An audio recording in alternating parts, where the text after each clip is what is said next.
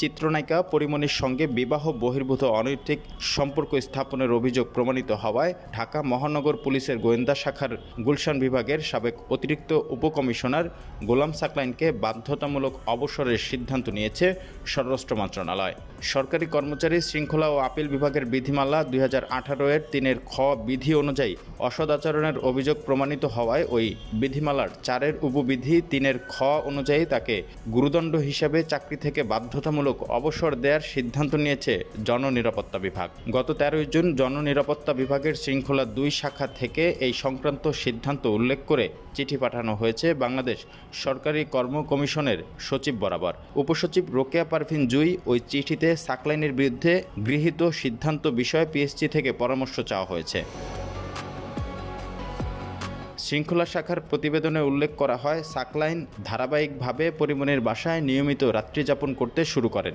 বিভিন্ন সময়ে নায়িকা পরিমণির বাসায় সাকলাইনের অবস্থান করেছেন বলে মোবাইলের ফরেনসিক রিপোর্ট দেখে প্রমাণ পাওয়া যায়। প্রতিবেদনে আরও বলা হয়, এ দুজনের যোগাযোগ সাধারণ কিংবা পেশাগত কারণে নয়, বরং অনৈতিক প্রেমের সম্পর্ক। এছাড়া পরিমণি ও সাকলাইনের যোগাযোগ এবং তাদের এই সম্পর্কের ব্যাপারে আরও উল্লেখ রয়েছে প্রতিবেদনে। সামাজিক যোগাযোগ মাধ্যমে ছড়িয়ে পড়া বিভিন্ন অডিও ও মেসেজও আমলে নেওয়া হয়েছে বলে জানানো হয়। 2021 সালের 1 আগস্ট পুলিশ কর্মকর্তা সাকলাইনের সরকারি বাসভবন রাজারবাগের মধুমতির ফ্ল্যাটে যান পরিমণি। সেখানে প্রায় 18 ঘন্টা অবস্থান করেন।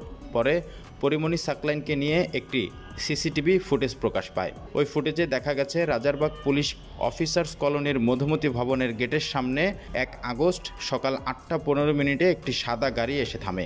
লাল রঙের টি শার্ট পরা একজন প্রথমে নামেন। এরপর কোলে একটি কুকুরসহ সাদা রঙের জামা পরে নামেন নায়িকা পরিমণি। রিসিপশনে থাকা সদস্যদের কাছ থেকে চাবি নিয়ে দুজন লিফটে প্রবেশ করেন। পরে গাড়ি থেকে নিয়ে যাওয়া হয় একটি ট্রলি ব্যাগ। প্রায় 18 ঘন্টা পর রাত 1:30টার দিকে ওই ভবনের সামনে আবার আসে পরিমণির গাড়ি। কিছুক্ষণ পর বেরিয়ে যাওয়ার সময় পরিমণির পরনে ছিল কালো রঙের পোশাক। পরিমণি কাণ্ডে আলোচনা শুরুর পর প্রথমে সাকলাইনকে ডিবি থেকে সরিয়ে মিরপুরের পাবলিক অর্ডার ম্যানেজমেন্টে সংযুক্ত করা হয়েছিল। পরে সেখান থেকে তাকে ঝিনাইদহ ইন সার্ভিস ট্রেনিং সেন্টারে বদলি করা হয়।